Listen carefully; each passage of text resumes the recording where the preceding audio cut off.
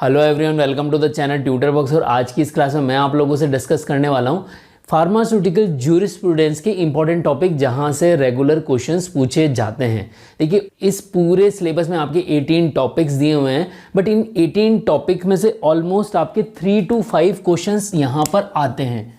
GPAT में 3 to 5 question जो हैं फार्मास्यूटिकल ज्यूरिस्प्रूडेंस से आते हैं। तो वो 3 to 5 क्वेश्चन रेगुलरली कहाँ से पूछे जाते हैं वही मैं आप लोगों से डिस्कस करने वाला हूँ। तो आप उन 18 जो टॉपिक दिए हुए हैं, उन 18 टॉपिक में से कुछ 5-7 टॉपिक ऐसे हैं जो आप लोगों को पढ़ के जाने हैं। और वो भी आपको ज़रूरी नहीं कि आप पूरा उनको पढ़ो। उन टॉपिक्स के अंदर भी कुछ ही टॉपिक हैं जो सब टॉपिक हैं उनको ही आप लोगों को पढ़ के जाना है।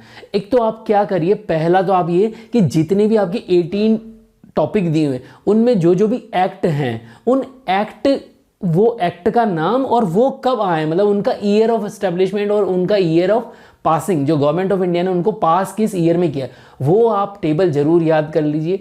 आपकी जो जीपैट पियर्सन वाली बुक है उसमें दिया हुआ है वो सारा चार्ट, तो उसको आप जरूर देख सकते हैं। दूसरा जो फार्मेसी एक्ट है, तो फार्मेसी एक्ट से आपको जो है पीसीआई और फार्मेसी काउंसिल ऑफ इंडिया जो है, ये सेंट्रल और स्टेट, जो फार्मेसी काउंसिल ऑफ इंडिया है सेंट्रल और स्टेट, इसका कॉन्स्टिट्यूशन क्या है, इसकी ड्यूटीज़ क्या है, इनमें कौन कौन से मेंबर्स होते हैं, वो आप जरूर लर्न कर लीजिए, क्योंकि फार्मेसी काउंसिल ऑफ इंडिया पर यहाँ से क्वेश्चन पूछा जाता है। क्लियर। उसके बाद हमारे पास में ड्रग एंड कॉस्मेटिक एक्ट आता है। सबसे ज़्यादा क्वेश्चन यहीं से आते हैं। तो यहाँ पर आप देख लीजिए कहाँ से क्वेश्चन आता है। शेड्यूल का चार्ट आपको सभी बुक्स में मिल जाएगा और शेड्यूल को अच्छे से आप लर्न कर लीजिए, सारे शेड्यूल का।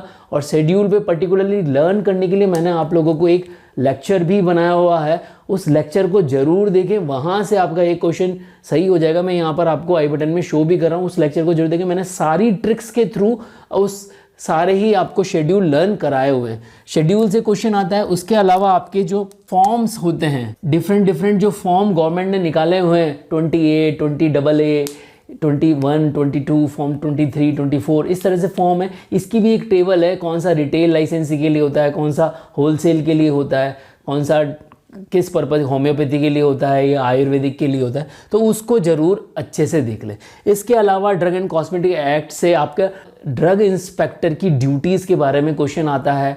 और उसके अलावा जो है, जो कुछ ड्रग की डेफिनेशन है, जैसे कि मिस ब्रांडेड ड्रग हो गई, स्पूरियस ड्रग हो गई या अडल्ट्रेट ड्रग हो गई, तो इनमें इनकी डेफिनेशन पे जरूर क्वेश्चन आता है। आप पुराने पेपर उठा के देखेंगे तो आप लोगों को इस पे क्वेश्चन मिल जाएगा। तो spurious drug, miss branded drug और अडल्ट्रेट ड्रग, इन तीनों की डेफिनेशन आप अच्छे से कर लीजिए, तो यहाँ से क्वेश्चन आप लोगों का बनेगा। क्लियर। फिर फर्दर जो शेड्यूल्स हैं, शेड्यूल में जैसे आपके शेड्यूल ओ है, तो उसमें जो डिसइंफेक्टेंट्स आते हैं, तो उनमें कौन से डिसइंफेक्टेंट का कौन सा कलर होता है, तो उसके लिए भी एक अलग से टेबल उसमें दी हुई है, तो उसको भी आप अच्छे से देख लें। 1-2 बार उस पर भी क्वेश्चन आया हुआ है। और कुछ रिसेंटली कुछ शेड्यूल जो है नए इंट्रोड्यूस हुए हैं, जो अमेंडमेंट हुए हैं शेड्यूल के अंदर, उनको भी देखें। में क्या अमेंडमेंट हुआ है, शेड्यूल वाई में क्या अमेंडमेंट हुआ है, उसको भी आप अच्छे से देखें। शेड्यूल वाई जो है उसके अमेंडमेंट को भी आप अच्छे से देख लें। तो यहाँ पर ड्रग एंड कॉस्मेटिक एक्ट से क्वेश्चन हो गए। फिर narcotic drug and psychotropic substance जो हैं, इसको आप देख लें। ड्रग एंड मैजिक रेमेडीज़ जो है शेड्यूल जे का पार्ट हो गया है ये बेसिकली। तो इसमें शेड्यूल जे में क्या एडवर्टाइजमेंट करने पे कितना जुर्माना है, पेनल्टीज़ कितनी हैं, वो सारा सब कुछ इसमें दिया हुआ है। उसके अलावा medicine and toilet preparation act जो है, तो पर्टिकुलरली यहाँ पर जो नार्कोटिक सब्सटेंस वाला है, इसमें नार्कोटिक की क्या डेफिनेशन है, ठीक है ना, तो उसके लिए ज़रूर देखें, क्योंकि यहाँ से इस एक्ट से भी आपके काफ़ी सारे क्वेश्चंस बनते हैं, मतलब एक क्वेश्चन आप लोगों का यहाँ से बन जाता है।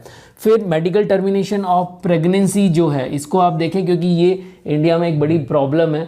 तो एग्जामिनर क्या करता है, जो प्रॉब्लम होती है उस पर क्वेश्चन ज़रूर पूछता है। तो इसका कितना फॉलो, मतलब एमटीपी एक्ट का कितना फॉलो हो रहा है और उसमें क्या पर्टिकुलरली जो रूल में स्पेसिफिक पॉइंट्स हैं वो आप ज़रूर देखें।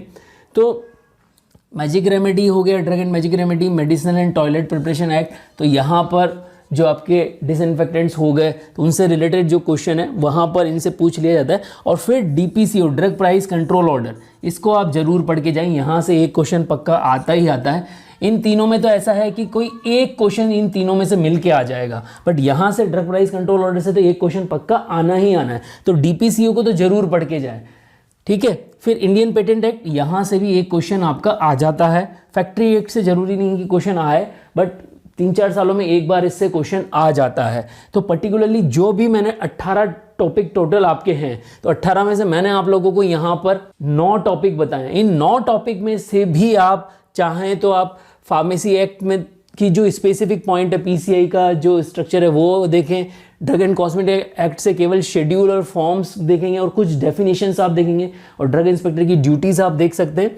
इन तीनों के कुछ स्पेसिफिक पॉइंट्स और टेबल आपको देखने की, इन तीनों से मिला के एक ही क्वेश्चन आता है जनरली, ठीक है। और तीनों से मतलब हो गया यहाँ पे drug and magic remedy, medicinal and toilet preparation और medical termination of pregnancy. Narcotic से जरूर क्वेश्चन आ ही जाता है, और DPCO को जरूर आप देख के जाएं, और इंडियन पेटेंट एक्ट को भी आप जरूर देख के जाएं। जो इंडियन पेटेंट एक्ट में रीसेंट अमेंडमेंट हुए हैं उनको भी आप देख के जाएं। तो यहाँ से जो क्वेश्चन है आप लोगों का आएगा। तो आई होप जो भी मैंने आप लोगों को बताया है यहाँ से, और इसको आप अच्छे से कर लें, क्योंकि यहाँ देखिए ज़्यादा दिमाग लगाने वाली बात नहीं है इस चैप्टर में। बेसिकली यहाँ पर 3 से 5 क्वेश्चन आते हैं, और मैं ये चाहता हूँ कि आप जूरिस्प्रूडेंस से एक भी क्वेश्चन गलत ना करें, क्योंकि ये बहुत आपका रैंक बूस्टर क्वेश्चंस होते हैं। क्योंकि ये क्वेश्चन आप करेक्ट करेंगे तो आपकी रैंक अच्छी बढ़ेगी, और आपको प्लस जो है अच्छी रैंक आएगी तो आपको अच्छा इंस्टीट्यूशन मिलेगा। क्लियर? तो यहाँ से गलती बिल्कुल ना करें।